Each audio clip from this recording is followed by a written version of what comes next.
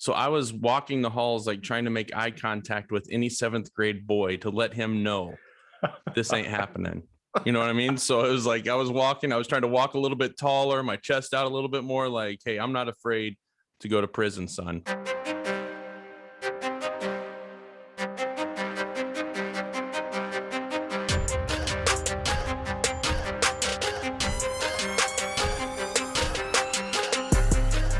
Welcome to the Skilled Dad Podcast.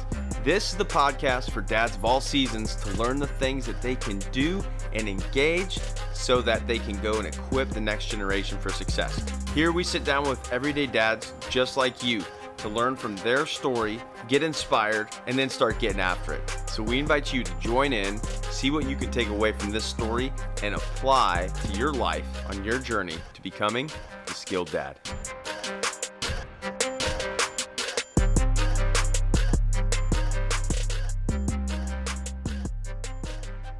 Hey guys, welcome to the Skilled Dad Podcast. My name is Zach Reeser. I'm your host, and today I'm sitting down with my good friend, Jon French. Jon, how are you? Man, I am doing wonderful. How about you, man? Everything's good. I'm ready to get some cooler weather. It's a little warm. But outside of that, man, I'm doing fantastic. How are you doing?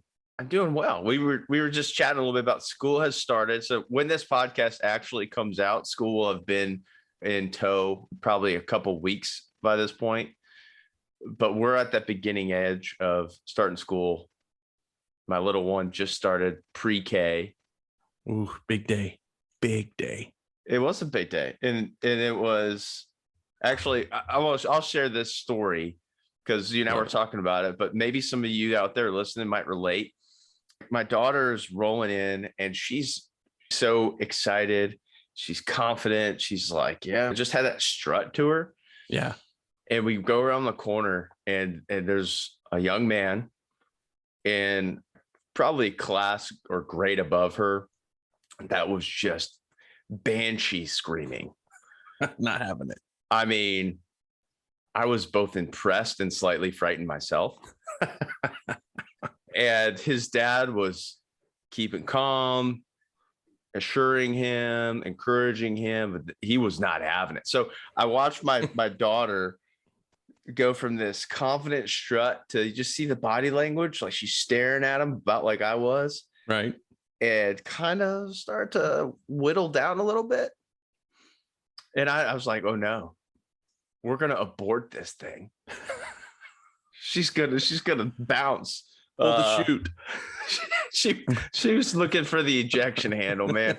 But luckily she brushed it off, walked back, and she was like, I'm in. And so she had a great day, told us all about it at the end of it. So big day for parents, but some of us all have different experiences with that first day.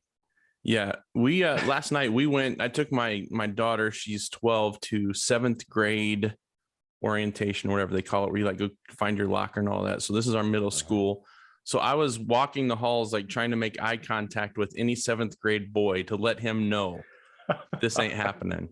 You know what I mean? So it was like I was trying to walk a little bit taller, my chest out a little bit more, like, hey, I'm not afraid to go to prison, son. Like I just was trying to let everybody in the hall know that so I could, I was like, middle school, I am not ready for this. Did you have anybody like stare back at you? No, not much. So the funny thing was, so our middle son, he's 11, he plays a lot of sports. And because they're 2 years apart, I know a lot of the boys that play sports in her grade. And when we got to the school, they were having football practice outside. And so I saw a bunch of the guys I know outside. So inside there wasn't a lot of it was mostly a lot of the girls. So, but at that age, those poor little guys, like they have no clue, you just kind of like take a step towards them and it's like instant fear. Sure. And so, the goal is to get fear in now. So when they're 18, they still have that fear of 7 years before, but no, I didn't get any stares back, but I was fully ready if I needed them. I was ready for the dad glare to come in full force. You were ready. Oh my God. I wish I was there for that. We could probably just end this episode right now. And there it is. Just work on your stare when you walk into the middle school, first day of school. That's right. Just have this like little bit of a crazy look in your eye. Like, I'm not afraid to go to prison. Like if you just have a little bit of that look in your eye, I think it helps. Somebody out there right now that only has boys is probably like, okay, my takeaway is I'm going to go tell my son, if you see some strange dude looking at you in the eyes like this, I want you to take your thumb and just stare him in the eye and just like move it across your throat and stare deep into his soul. That's right. That's right. Or just walk up. I think the scariest thing is if a young man can look through that and still be kind. Where like they walk up and they just go, "Hello, sir," and shake your hand. And just look you directly in the eye with like calm. To me, I'm like, okay, all right, I can respect that. I can respect that you see the fear, you step into danger, and you're good to go. So for me, I think, if a kid comes back at me a little bit, I'm like, all right, it's go time. With the other kid, it's like, you have a little bit of crazy in you. Like the fact that you can. That's high emotional intelligence for a 7th grader.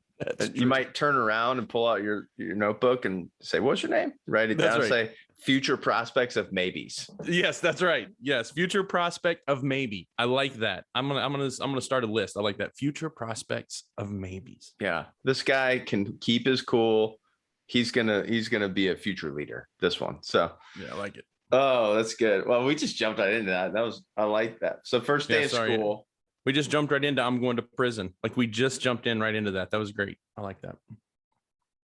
I'm captivated. So I want to hear more about your story about I was going to ask you where the tear the tear tattoo. That's right. Yeah, where it came from. But oh man, well, Jon, it's been almost 2 years since we met and known each other, and I've had the opportunity to learn some of your story.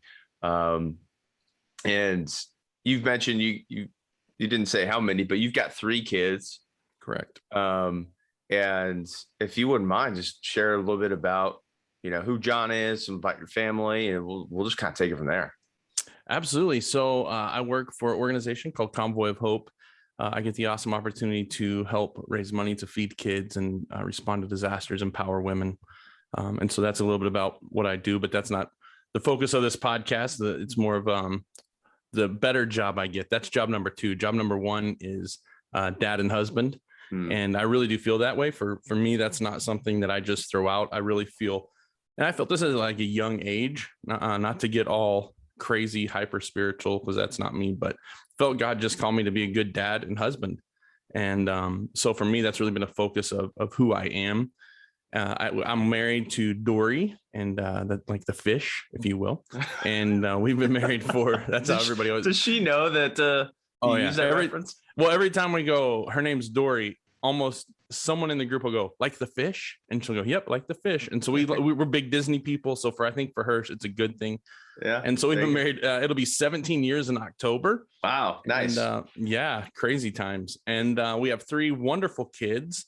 Sophia Lynn, that means a waterfall of wisdom. She's 11.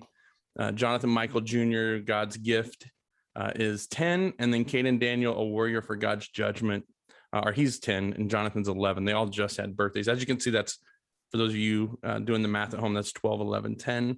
That was 3 kids in 3 years, 3 Christmases with a pregnant wife. And yeah, that was interesting. In the beginning, it was hard. We had 3 in cribs, 3 in diapers, all at the same time. Now the season of life we're in is amazing because they're all really good friends. We just went to Disney World. They're riding rides together. The boys are outside playing catch together. So now it's a really good time most of the time. However, it also creates some fun fighting and bickering because they're all right there in the same season of life together. This year we are for the first time, all 3 of them are at different schools. Oh wow. And so that's going to be an interesting journey to see kind of how that plans out. So there'll be 3 drop-offs, 3 pickups. And so in the past, there's usually been 2 at one and 1 at the other, and they kind of rotate. The middle child kind of goes back and forth between those. Okay. But so and we have a dog, Boomer. We're big Oklahoma Sooner fans. His name's Boomer. He's a golden doodle. I took a picture the other day. I came out of Walmart, and my golden doodle was sitting in the passenger seat of my minivan, and he was staring at me like as I'm walking towards him. And I took a picture. And I was like, when I was a kid and I thought grown man with dog in my vehicle, in your minivan. I wasn't thinking golden doodle in my minivan. I was thinking, like Rottweiler in the Jeep or something like that. And I was like, what has my manhood become that I've got a golden doodle in a minivan? That's my claim to fame. But The minivan thing, we're in process of looking for the minivan. Yes. And I've had some good conversations on minivans. I have a little different perspective, though. My first job, I got a company car. Okay. So I'm 23, and it was a Dodge Grand Caravan. Nice. And I got made fun of so bad. It left an impression. It left an impression. But I'll say that was very temporary, because shortly after that, everyone wanted to ride together in the van. That's right. So if you're giving everybody a ride, it was a great opportunity to get some friends together. And while you might be driving a little bit more, if you're about to take that leap from Rottweiler and a Jeep to Golden Doodle in the minivan, it's not as bad as you might think. Man, all right. I'm going to be honest. And to all the listeners, if you tell anybody I said this, I'll say you're a liar. I like minivans. I like minivans. I told my wife the other day when we were driving, like, someday when we don't have kids, I still might want a minivan, like a nice minivan. Like, you have your captain's chair. You have, like, I have all of the controls to everything I want at my fingertips. I have space. I can move around. Like, if you're traveling, it's amazing. Don't be afraid of the minivan. Now, I think if you want to get a second car, Jeep, maybe someday that would be awesome to do. But don't be afraid of the minivan. Like, if you're thinking, like, here's the thing, I think people have to realize with the minivan, I see it as like a trophy. Like, look to where I've got, like, all the cool things I wanted. I have a minivan because I have an incredible family that I have to tote around. I have an awesome wife that I get to be with. Like, I get to be a minivan guy. I don't have to be in a Jeep by myself alone with my Rottweiler, crying myself to sleep. No, tonight I have an amazing family because I have a minivan. I love that takeaway, though, because it does focus what the imagery is when you think of a car specifically. Like, cars are, I've got stories on cars and stupid decisions with cars because of the external imagery. Right. But what it does represent, I love that take and that perspective on it. It's the different kind of trophy, different kind of measurement. And it also helps that minivans today are like Vegas on wheels. Oh, they're awesome. So awesome. Minivans. Yeah, we went there, and I'm okay with it. I'm a big fan. A skilled dad knows how to drive a minivan. He knows how to open doors while the car is still moving, even though everything's beeping. You got to learn, man. It's an art. It's an art form. It is an art form. I'm still saving towards a version of that Jeep. We actually have a 2005 Explorer that we bought. We needed a mountain car years ago. Yeah. I like to hunt. When I lived in Colorado, started hunting. And once we get the minivan and then we've got another car, I'm going to keep that one. Yep. Probably put a little extra lift or suspension on just to get out and get some space. I like it. Hey, whatever you do, just do it with some swag. That's what I'm saying. It's all good. And I'm not saying I'm against the Jeep and you're less of a dad if you have a Jeep. I'm just saying, don't be afraid of the minivan. Yeah. Have all the other stuff. Someday I'd like to have a big 4-door truck that I can just take anywhere, go anywhere. The Lord doesn't have that right now, and that's fine. I'm just saying, if it's that season where it's like, should I get a minivan? I'm just going to say, do it. There's no shame in the minivan. Own it, baby. Just own it. Own it. That's right. Drive it like you stole it. You know what I mean? Like, own that bad boy. Yeah. Just don't steal one.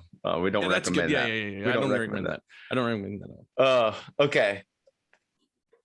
That was a small sidebar, but very, I think, worthy of it for anybody looking at minivan. But so you've got the 3, 10, 11, 12. Correct. During Christmas, the gift that keeps on giving.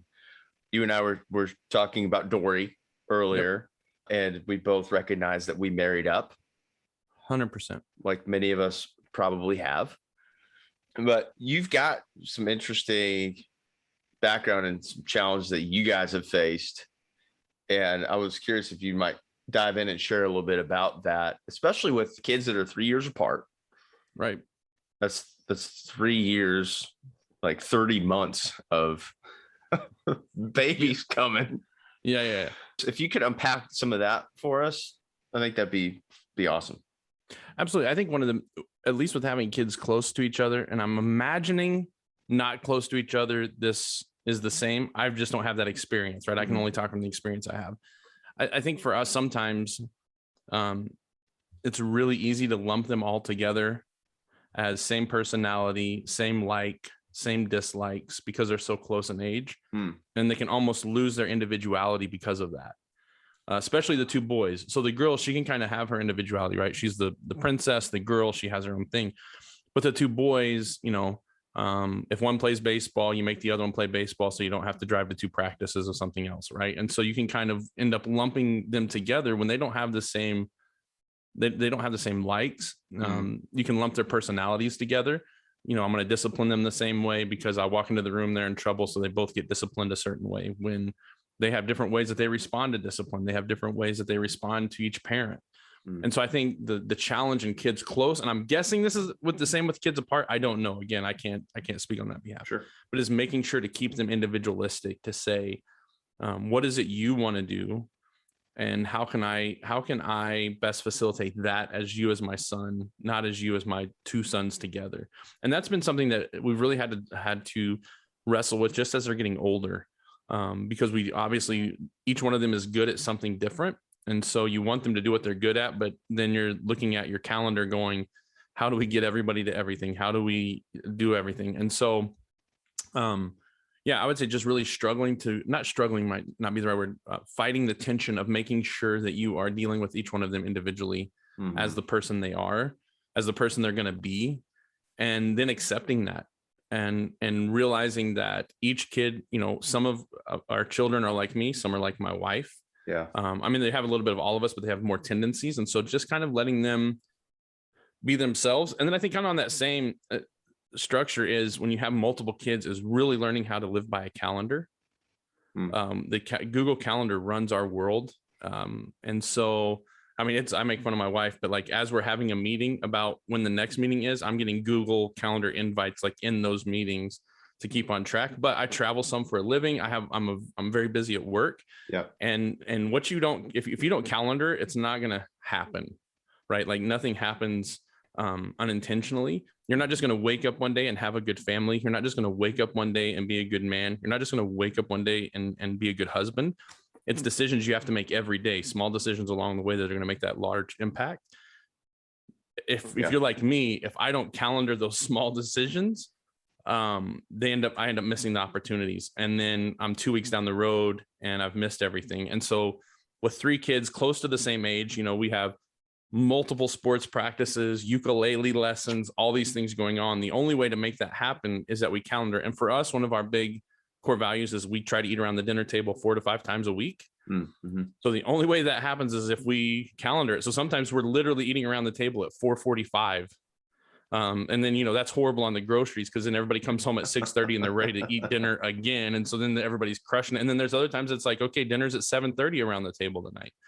But we can do that because we calendared it, right? Because we knew what was coming up. It didn't hit us by surprise. So I think that the big learning lessons really with kids that close is calendaring everything and keeping to it. And then letting them be individuals is really a big thing. As you're talking through that, well, we talked about Parkinson's law when I was talking to my friend Mark on a previous episode. And are you familiar with Parkinson's law? A little bit, but give me a breakdown. And then if anybody's listening that doesn't know, that hasn't had a chance to listen to that one yet, if you haven't listened to that one, go back and listen to it. Yeah, go back and listen to it. Here's the high level. Parkinson's law essentially is saying that time that you have will be filled with something, and in the time allotted. So even if you give yourself 2 weeks on something, you may not start it until that deadline, but it can be filled with good things or it can be filled with something. Right. But that time blocking using the calendar, and this is what came to mind when you brought this up, because I just had this conversation 2 days ago. Let themselves be individuals, because if they're close together, or they can lose the individuality. Right. And each of them have buttons that help that can be pushed. They have things that make them tick. That's I think, a opportunity for a leadership lesson. Absolutely. Right. whether you're in the office or you're at home, you can remove the setting and look at a team environment, because a family is a Absolutely. team. Absolutely. And how often, same thing with the calendar. If I don't know what everyone's role is when they're at work, wherever that might be at home right now, whatever that looks like. How many don't utilize a calendar for something? Right. At least effectively as a time management thing. Correct. But how often do we then get home and all the things that we do for quote unquote business no longer applies to the household? Right. Yeah. 100%. So those are two lessons I'd say as a dad or as a leader. Those are some good takeaways. So thanks for that. You got me all jazzed up. I think kind of in that vein,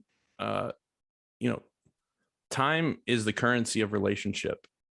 Right. And so to build a good relationship, you have to spend time. And I think many times we don't necessarily know how to do that with our kids. I heard a pastor a long time ago. He has like 6 kids, and he's older, and all of his kids turned out really great. I just said, how did you do it? Like, how did you manage being a pastor of this ginormous church? You've got really great kids.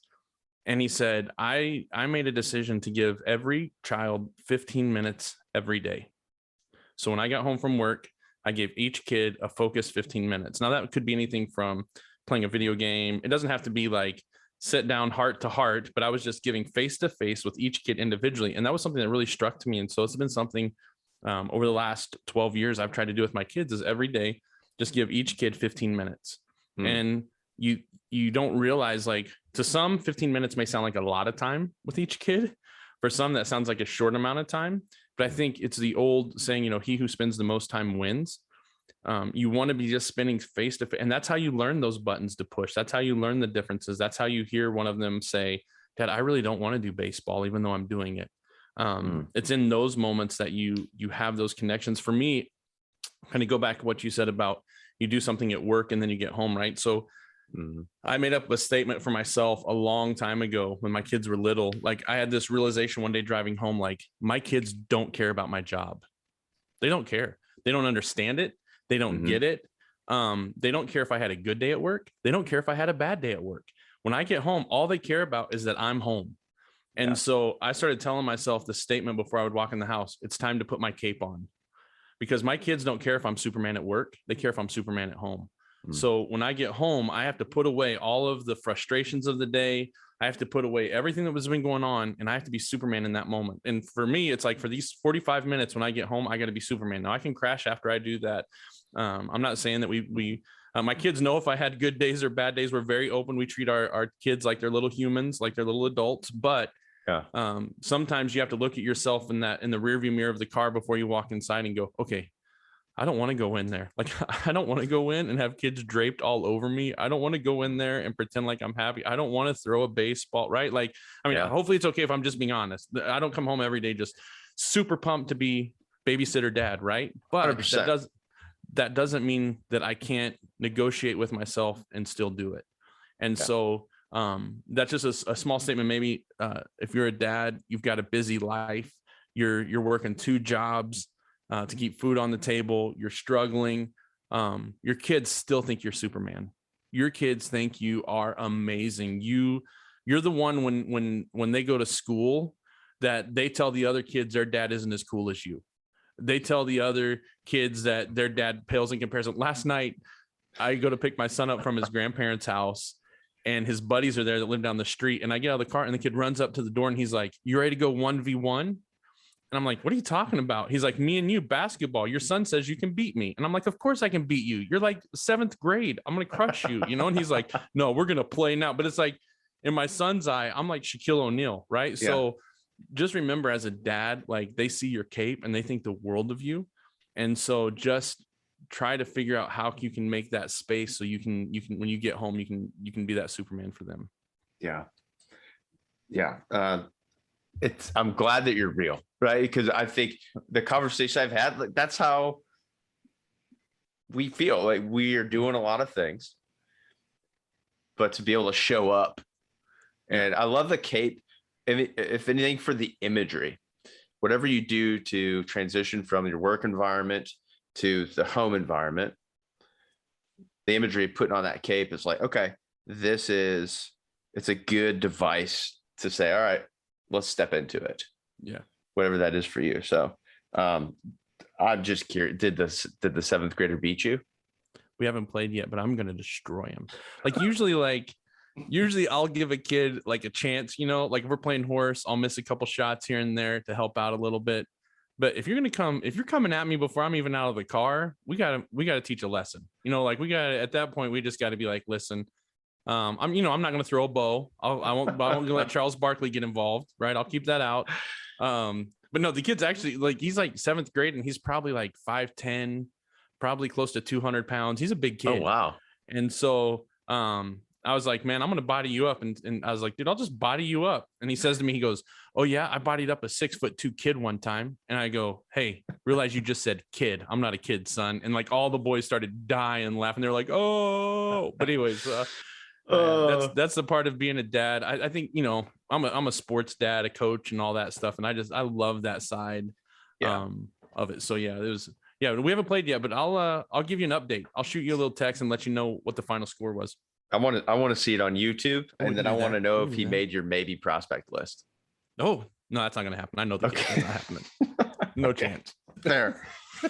Oh my goodness. Hey, one last thing on the time. Have you ever read the book? I read this book years ago and actually applied it to, so my team was all over the western half of the United States, and I didn't see them a whole lot in person.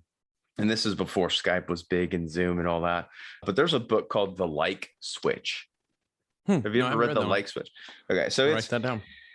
It's what I like about it is this gentleman. I think he actually was a former FBI, special agent.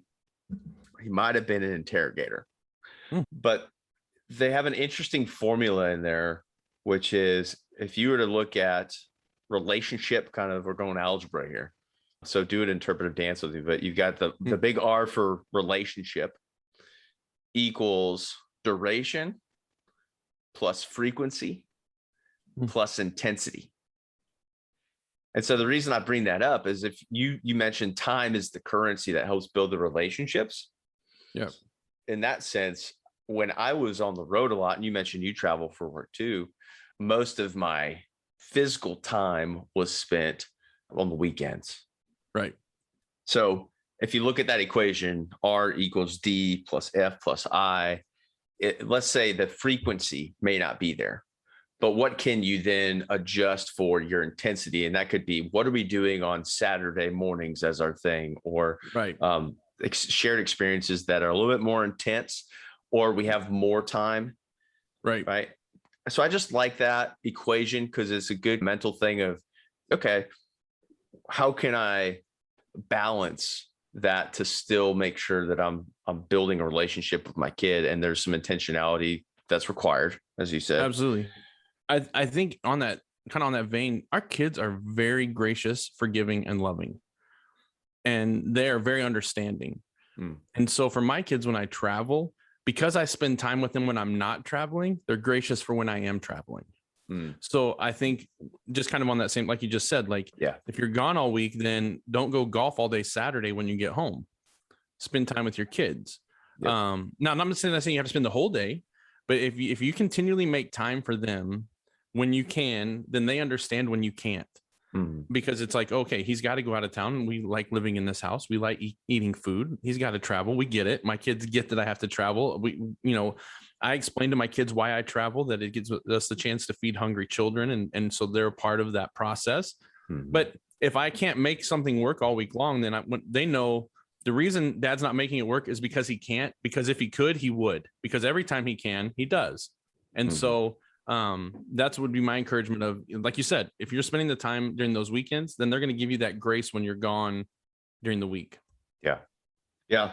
No, I think that's fantastic. I did a very poor job of that because when I came home, I usually was opening my laptop and going through P&L adjustment spreadsheets and all that stuff. Right. So absolutely. That's the other side.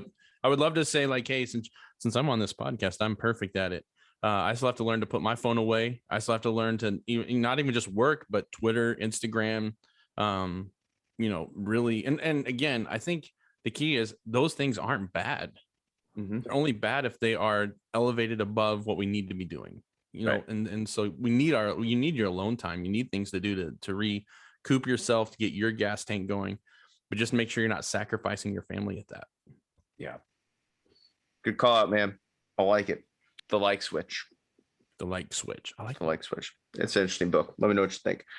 There's another part of your story I'm curious if you share with us. You battled cancer. Correct. Yep. Could you just share some of that with us? Absolutely. Back in 2017, into 2016, probably just noticed a lump on my neck. I have horrible teeth, so I thought maybe it was a tooth gone bad or something going on. Went to the doctor and he said, I don't really know what it is. He said, but your white blood count is really weird and off. He's like, it could be this one weird thing that only really old guys get, but I don't think that would be you, but let's biopsy it. So we biopsied, sent it off to Mayo Clinic, came back, got a phone call in April of 2017, and that they came back with cancer, a form of cancer called mantle cell lymphoma. Usually only happens in guys that are elderly. Very high mortality rate. Again, that's because a lot of times it happens in guys that are older, that are kind of, when they're coming to the end of life, they don't want to go through what we had to go through to get to the other side. If that makes sense, it wasn't an easy journey. I was in stage 4, 60% of my blood was infected with cancer. Went to the Mayo Clinic. I don't know how long I had to live. I wouldn't let them tell me that. That's part of our story and journey, is that I was very hands off with information because I couldn't fill my mind with that. I dwell on information too much. And so, but with that, he said, I'm not going to say you have days and weeks, but I'm not comfortable at saying months and years. And that was as far as we would let him go with that. So we started into a 6-month chemo journey. And then at the end of that, did a full stem cell transplant in the hospital for 21 days, isolation, lost the hair, completely collapsed. The immunity system, had to get all my vaccinations from like when you're a kid. They have to give you all those because it wipes your system completely clean. We lived in a small town in Missouri, and so we had to drive 2 hours every month. And then every other month I stayed in the hospital for my treatments. And so during all that, we had kids that were like, 4 years ago. So they were 6, 7, and 8 years old. Wow. And so we were, it was crazy. It was crazy. We kept them very informed to the point that they could be at that age. Yeah. We didn't hide them from anything. I remember my wife sitting down and telling them, Dad's got cancer. I remember falling asleep in their rooms, crying on the floor, wondering like, am I going to get to see these kids graduate high school and get married? Yeah. And some very dark times, but some very good times. And so we came in out of the end of that into 2017, finished the stem cell transplant. And then for 2 years following that, every other month had a treatment. And so I just finished that 6 months ago. I'll have my 6-month checkup in September. And spoiler alert, I'm doing great. I'm here. So obviously, sometimes when we tell the story, it's like people have this look like, what happened? And it's like, well, I'm doing great. I'm here. Full remission. 100% cancer free. We felt like God had healed our body before we went into the stem cell, but we really felt like it would be a bad steward to not walk through the whole entire journey. Yeah. And so so it's been crazy. My wife is currently working on a book to kind of help families, because listen, when you're walking through cancer, there's just not a lot of stuff out there to tell you the mental side of it, the family side of it. There's just a lot that goes on in it. I think I would encourage anybody that if you are walking through cancer or have somebody close to you that's walking through cancer, find a cancer buddy that you can just talk openly to when you're having a horrible day, and you can just say, I'm having a horrible day. Because I think sometimes we feel like if I admit I'm having a bad day, I'm a horrible person.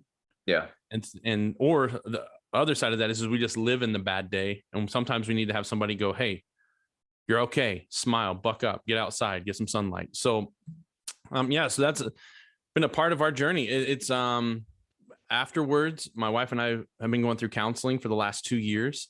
She had a lot of kind of post-traumatic stress disorder. She really did kind of the, you've seen the movies where like the car is on the kid and the mom lifts the car, the mom strength thing, right? Where they just pull the car. She really lived that. She really ran our lives. At that time, I was a pastor. She was running our ministry at that time. She was running our family. And so she was just kind of, I think, cramming everything in the back closet of her mind. And then when we got through that season, that closet just exploded open. And we had to just find a counselor that could really walk us through it. Yeah. I know this is kind of a side note. I would encourage anybody to go into marriage counseling, even if you have a good marriage. It has been a game changer for us. I remember after the first year, our counselor was like, "Hey, we really don't need to meet about this anymore." And we were like, "Yeah, but we're still meeting." And so we still meet every other week with our counselor. It's just good to have somebody else's voice in your life that can help walk you through stuff, answer questions. If I want my golf game to be better, what do? I go get a coach. Yeah. If I want to get better money, I go get a financial advisor. If you want a better marriage, you got to have somebody helping you with it. It's not just going to happen. And so for us, the last couple of years, we've really been walking through what's that look like. We're seeing it. We saw it with our kids. Every time I would go to leave the house, my kids would cry because they were thinking dad's got cancer and he's got to go to the hospital, even though it was just for work stuff. Dude, yeah. I don't think we realize how much our kids understand. Even this last year with COVID, or year and a half, they don't talk about it, but they are processing it. They hear the news that we have on. They hear me and my wife talking. They hear when we're around the dinner table with another family talking about the school situation, what the school's going to do, not going to do. And I don't think we always realize the level of anxiety that our kids are dealing with and the level in which they're processing the information they're hearing. And so for us, we've really been trying to get on the front end of processing information with them. And that's helped us. I mean, there's things now where, like my daughter still doesn't want to talk about the cancer journey, which is crazy because she has a picture of me in her room when we went to a dance when I had lost all my hair. And it's like right next to her bed. And I'm like, you don't want to talk about it, but you won't let me take that picture down. And so there's just some things that it takes time. It takes time. And so I would encourage any dad that's listening to this, if you've walked through something, don't give up. It just takes time. It just takes time mentally, emotionally, spiritually to get through some of those hard battles. Don't give up. Have those tough conversations with your kids. They're thinking about it. Like, it's crazy once they'll start opening up what they're actually thinking. Our son just a couple nights ago. So we are in Springfield, Missouri. They have this school called Wolf School. You would love it. So in your 5th grade year, you get to go to Bass Pro Shop for your whole entire school year. So Bass Pro has a 5th grade class. You go there and they teach you all the normal stuff plus like all the outdoor stuff, right? And it's like camping. It's incredible. It's very a full cool. The only way you can get in is through the lottery system. Like you put your name in. Yeah. This year they only took 26 kids out of our whole district. Springfield's the largest school district in Missouri. They only took 26 kids that applied, and our son got one of those 26 spots. Nice. So we've been so pumped about it. Well, we went on and watched some videos. Well, one of the things they're going to do is they're going to teach them how to hunt a little bit. Nice. So they had showed some pictures of them hunting. Well, if you hunt an animal, what obviously is the outcome? You kill the animal. Harvest. He had never internalized, can I kill an animal? And so all of a sudden, like, we went from like a couple weeks ago being super excited about school to all of a sudden now, like, he's not excited to talk about school, but we couldn't figure out why. And then a couple of days ago, he comes to my wife and he's like, I just don't know how I feel about that. Well, he's been for like 2 weeks processing.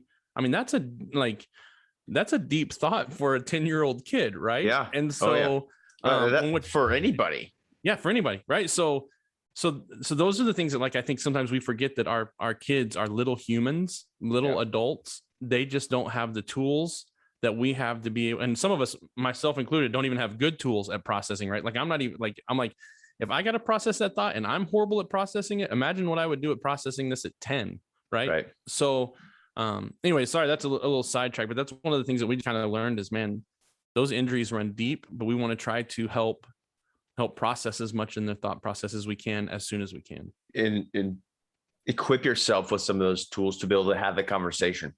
Right. Yeah, absolutely. And that time and trust and relationship that you built. The other thing I want to call out that you said, getting a cancer buddy, getting somebody that has walked through it, understands it, can encourage you. It also kick you in the pants. And I hope that no one listening, is experiencing this. If you are, I know we'll talk about it here in a minute as to where someone could go find more information if they wanted to. on that story. I know you guys have done some cool things to help equip people. The sad part is, statistically speaking, right now, a lot of us are going to know some people that go through this. Yeah, absolutely. My brother's, when he was 23, was diagnosed with stage 4 colon. It went away and has come back, and now it's in a different spot, right? And so we sometimes that first point of a hard thing is kind of isolate, but going all the way back to the beginning when you said, hey, we get home, we put on that cape, right? With something like that, it seems like that would just be incredibly hard. So the importance of having that buddy. But I'll also take that and say, I had a conversation with a guy, actually this was last night, and he just started sharing, as dads and husbands, oftentimes it seems we're expected to have all of our stuff together. 100%. We used a different word, but we're gonna stuff for right now. We're gonna keep that little E off of this podcast. Right. Yeah. I have bets to see how long we get to keep that, right? Because we have people from all over that are hopping on this thing. But at the end of the day, there's this expectation, or thought that there's this expectation that we always have our stuff together. Right. And even with our wives, sometimes we're like, yeah, you still put on some of that armor, bravado, whatever you want to call it. Having the band of brothers that are also experiencing life as a dad, or if someone's experiencing that situation, be bold and seek that out, because then you can have somebody to kick in the pants. Yep. Also encourage you, and someone that you can be real with. Absolutely. Yeah. In our house, we call that having somebody you can take your armor off with. Yep. Meaning, all day long you're fighting, you're in a battle with your armor, but you got to have some people that you can take that armor off and just be vulnerable, and say, man, I don't got it together. And one of the hard parts in the cancer journey was you go into all these rooms with people battling cancer, and it's depressing. Yeah. There's not a lot of hope. And so just learning how to keep hope, you need somebody in your corner helping you do that, because you can get really focused on yourself real quick and lose the foresight of that there's still something incredible in front of you. Yeah, no, that's really good, man. That word vulnerable keeps coming up, and there's always a little shakiness around it, because it's like one guy said the Bachelorette has ruined the word vulnerability, which I thought is really good. We're going to redefine what that is, because there's still this timid kind of hunger for being real. So we'll just say vulnerability, being real with people. And if you don't have that now, my encouragement is to be bold and get out there and just recognize that it might be real awkward at the beginning. Yes. But the other side of it can be really impactful. So absolutely. For those that have experienced the cancer element or would like to learn more about your story, you had mentioned before to me prior to us recording that you guys have done something out there to help equip families. Could you say what that is and where people could find it? Absolutely. We have a video on YouTube that shares the whole story. The first half is telling the story, because I think that helps people connect. And then the second half is there was really 5 or 6 things that we did as a family to have a plan and attack the whole situation. And so if you want to check that out, you can. I have a YouTube page called The French 5, the French like the language, and then the number 5. And there's a video on there that you can check out, watch. It's about an hour long. You can break it down into segments, but just give you a chance to be encouraged, to hear a story that's maybe like yours or like someone you know, and then hopefully just some really practical. The 5 or 6 things we did were extremely practical things. Or if you want to hit me up on a social media, I'm just Jon French, no H, JONFRNCH, _. And if you need a cancer buddy, I know I don't live where you are necessarily, but if you just need somebody to chat with, talk to, message, please hit me up. And I would love to just be able to give you any kind of encouragement. I can answer any questions about what we walked through. Just want to be a resource and be as helpful as I can. That's awesome, dude. I'll put it in on the summary of this podcast. I just put a link in there for people so they can go check it out. Whether you yourself would benefit from it, or if you know somebody, that way you are equipped with it. So, okay. We've covered a lot of ground on a variety of topics today. And I love it. If you could take 3 things that you would equip someone listening with, what would they be? Yeah, I think 2 of them I've already said, so I won't dig into it, but just to reiterate, 1, put your cape on. Your kids think you're Superman. And that doesn't mean you have to be Superman. That doesn't mean you have to pretend you're Superman. They think you're Superman. You just be them. 2, spend time with your kids.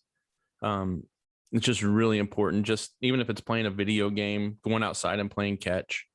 And then the third one is, and you talked about this a little bit a second ago, but I remember when I first had kids, I went to a school function and I didn't know any other dads in the school district. We were new to the area. And you're standing in this circle of like 8 guys and none of the 8 guys know each other. You're all awkwardly talking, right? Like 1 foot in the circle, but your weight's leaning out of the circle. You're kind of trying to figure out, like, I think that's his dad. I think that's her dad because they kind of look alike, or they came up and said hello, or I've seen them at a game before. And I just decided, like, in the middle of one of those circles one day, I was like, I am going to cross the circle of awkwardness. And so I would just start going, hey, I'm JJ's dad. Are you Sam's dad? What's your name? Oh, Josh. Josh ended up becoming one of my greatest friends when we lived there, because I crossed that circle. And most of all the guys in that circle are just like you. They want to meet you. They want to know who their kids' dads are. They're looking for friends. So don't be afraid to just be awkward for 30 seconds. Meet that dad on the other side of the circle or next to you. And then don't be afraid to follow up later when you see them at a game or you do that. That's the way friendships are born. I think a lot of times us as guys have a hard time meeting people outside of our family world and work world, right? Like if I work with you, I can meet you if you're my family. But when it comes to like my kids' school, I want to know my kids' friends' families. Like that's a big deal for me. So because of that, I would just say, if you're standing in a circle and you don't know anybody in the circle, just go, hey, everybody, I'm John. I'm JJ's dad. I'm Caden's dad. I'm Sophia's dad. Why don't we, like, I am this guy.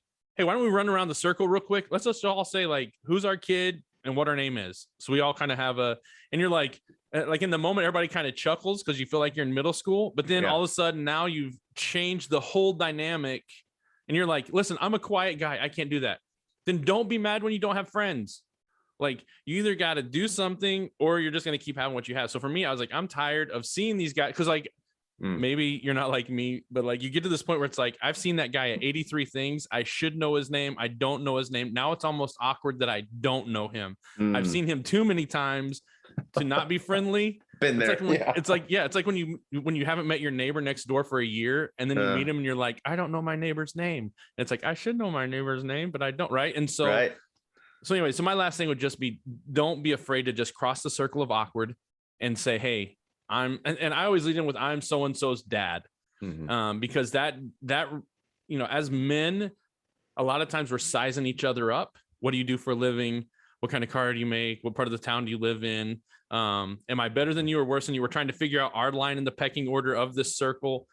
Whenever I introduce myself as one of my kids' dads, I remove all of that because we're equals. We both have a kid that knows each other. So none of that other stuff matters anymore. So just say, hey, I'm so-and-so's dad. Who's your son again? Oh, my son said, you know, if my son's talked about him, my son talked about, like, they played baseball together the other day. So just kids are a great connector. Anyway, so that was a long explanation, but just don't be afraid to be awkward to meet somebody at school. Because it makes a big difference in the long run when you know a kid's parents, it just makes the world easier. So anyways, those would be my 3 things. No, those are really good. Those are really good. That last point, maybe I'm just driving a couple things home. It's social proofing, right? So from a psychological standpoint, it's social proofing. Nobody wants to be the first. Right. But there's another great YouTube. And I think part of the reason no one wants to be the first is because it's awkward and we fear rejection. Yeah. if you haven't seen it, I recommend go, and I think you could just, I'll have to put this one in the notes then too, but to make sure it's right, it's Rejection Therapy. Just go look at Rejection Therapy. And this guy was set out to go and essentially get rejected because he was so afraid of it. And so he was tasked to go get rejections, and within his spoiler alert, within this exercise, he ended up getting more yeses than nos. Or it actually either was yes or navigated him to something he didn't even know that was a better opportunity. So stepping into that awkwardness, just owning it. And then I love put your cape on, kind of that mindset of it. We know we're not Supermen, but we want to show up and be there, right? So it's a great mindset thing. Spending time with our kids. You mentioned time is the currency of relationship. Yeah. So let's not go bankrupt.